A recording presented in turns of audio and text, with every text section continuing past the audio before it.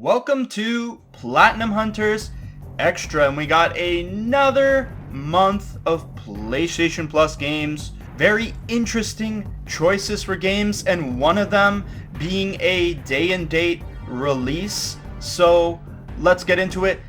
The first game is Meet Your Maker, which is a brand new game from the people who brought you Dead by Daylight. This is a kind of game where you can build levels, you can make traps in it, and then you have to beat them. It's got this whole create, play, share kind of aspect to it, which is funny because the other game that is here is Sackboy A Big Adventure, which is from Little Big Planet, but this Sackboy game doesn't have any of that creating stuff whatsoever. But it's here, and it's a good game, and it's one we've already covered on the channel. So another game that I got ahead of the release here on PlayStation Plus. And then the last game is Tales of Iron, which is a 2D game. Looks cool.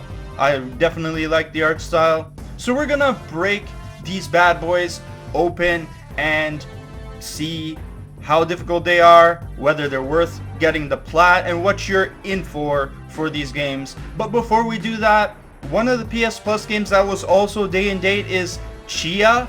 It's out now. It came out 2 weeks ago, and I have the guide on the channel right now. You can check that out if you want to get the platinum for that. But of course you need to have PlayStation Extra for that one, or you can just buy it. It's up to you. We'll start this video with Sackboy A Big Adventure.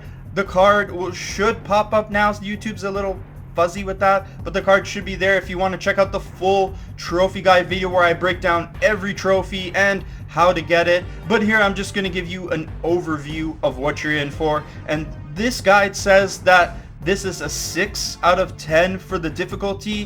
When I rated it, I didn't rate it that high. I don't think it's that high. I give it a 4 out of 10. Maybe it's on the higher part of the 4 out of 10 experience, but I don't think it's a 6 out of 10. But I know why they did rate it 6 out of 10. So first thing you want to do is go through the story, go through all the levels, collect as many prize bubbles as you can, because you're going to need a certain amount of them to get to the final levels in the end game and unlock those and be able to beat those. There's a whole bunch of co-op and multiplayer trophies to do, like Little Big Planet games usually have. You have a certain number of aces you have to get, very reminiscent of Little Big Planet games, but in this case you don't have to collect all the prize bubbles, you don't have to collect all the aces. They just want you to get a certain amount of them. And then there's rankings where you have to get gold on the scoreboard, and that involves getting the prize bubbles and 100%ing the level. You don't have to do it for every level, just for a certain amount of them. And then the big thing that you need to know is about the Knitted Night Trials. So this is where most of the difficulty for this run comes from. This is where you're going to struggle, because these Knitted Night Trials, there are about, I think it's 14 or 15 of these things, and you do them individually first, and then for the last one you have to do all of the other ones in one go, and you need to do it under a time limit to get the String It Together trophy. Yeah, exactly. So there's 15 of these to do, and you have to go through them one by one till you make it to the end. You only have one hit grace before you die, so you have to be careful there. You could fall off, and you have to do it under a certain time. Within the guide, I tell you exactly what you need to do to beat this. All the tips and tricks I could give you while you're doing this monstrous freaking trial, which was a pain and took me a ton of time to beat it. But I, through trial and error, have found a bunch of ways you can beat it easier, especially when you make it to the final trial, which is your opportunity to make up time if you are ahead of the goal. If you make it till, let's say, the 13th or 14th trial and your time is ahead, don't worry, because in the last trial there is a way to bring your time down significantly. So check out the video if you're interested. I will give you all the tips and tricks so you can get this platinum trophy. Again, I don't think it's a 6 out of 10.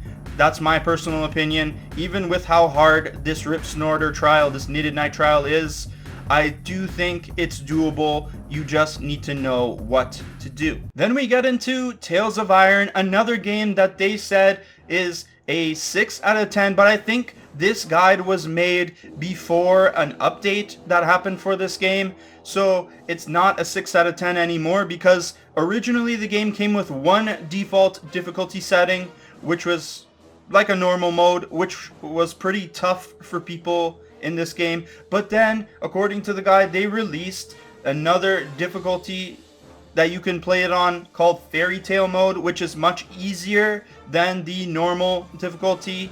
So if you want, you can play it on that difficulty. It does not void the trophies or the plat. You can play it and get the plat on a lower difficulty. However, there are DLC trophies, so an add-on trophy set that says beat it on Bloody Whisker mode, which is a hard mode, harder than the original normal difficulty. And if you want to do this all in one go, it's saying to beat this on this difficulty if you want to get 100% of the trophies. So you have to decide if you want to do this in 2 playthroughs where you just beat the game on Fairy Tale or the normal difficulty and then go up to Bloody Whisker mode, or if you want to do it all in one shot and just get it out of the way. This game is only 15 hours, so even if you do it in 2, it's not really a big time sink. You'll probably beat this in with 100% in about 25 hours, because on your second playthrough you're going to know what to do, so you can do it that way if you like. But if you're going to go into this game, there's a couple of other things you need to know. Like, there is a missable trophy, and it's to do with collecting all the weapons and armors, as apparently you can miss certain ones and you can't go back in the game and grab them.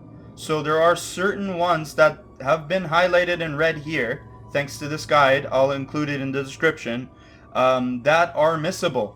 If you complete the game and you don't have them, shit out of luck, missable.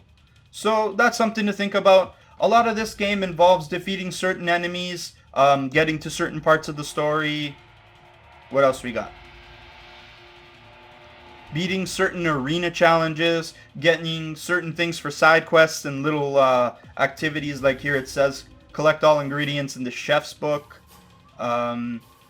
So there's a lot to do. It's cohesive to the game. You have to watch out for the weapons and armors. You should use a guide when you're doing that. And keep in mind the difficulty options now in the game, because if you just want to get the plat and you don't care about 100% of the trophies, just play it on easy. Unless you like a challenge, then go for whatever difficulty you want. For 100% completion, you might want to consider doing it either in 2 playthroughs or just jumping onto the hardest difficulty and going there. Now we got our brand new game. This doesn't have a trophy guide, obviously. People don't work that quickly. But this game involves a lot of milestone kind of trophies and leveling up, because there's a ton of trophies here. Reach level 10 with the weapons advisor, reach level 10 with the hardware advisor, reach level 10 with the suits advisor. So there's a whole bunch of things to level up, including weapons, fully upgrade a melee weapon, fully upgrade a defensive weapon. There's mods for stuff. There's in-game trophies like destroy 3 traps and guards within 1.5 seconds. Or there's some other stuff like, I was looking down here. Don't touch the ground for 60 seconds, which is the floor is lava trophy. So there's a lot of stuff like that. There's raid maps. I'm not sure what that is. I'd have to play the game to get a little bit more context on that. And then there's accolades to get. There's some co-op stuff. You can play this game in co-op. And it says here, steal Gen Mat and escape 50 raids. So there is a bit of grind to this, leveling up things, and it's just going to come from playing the game. I guess we'll find out how long that will take. Like, How long will it take you to get to level 10 with each of those things? How long will it take you to do 50 raids? There's also a trophy saying here, reach maximum prestige on an outpost. So I don't know how long that takes. It seems like this game is set to be replayable in some sense.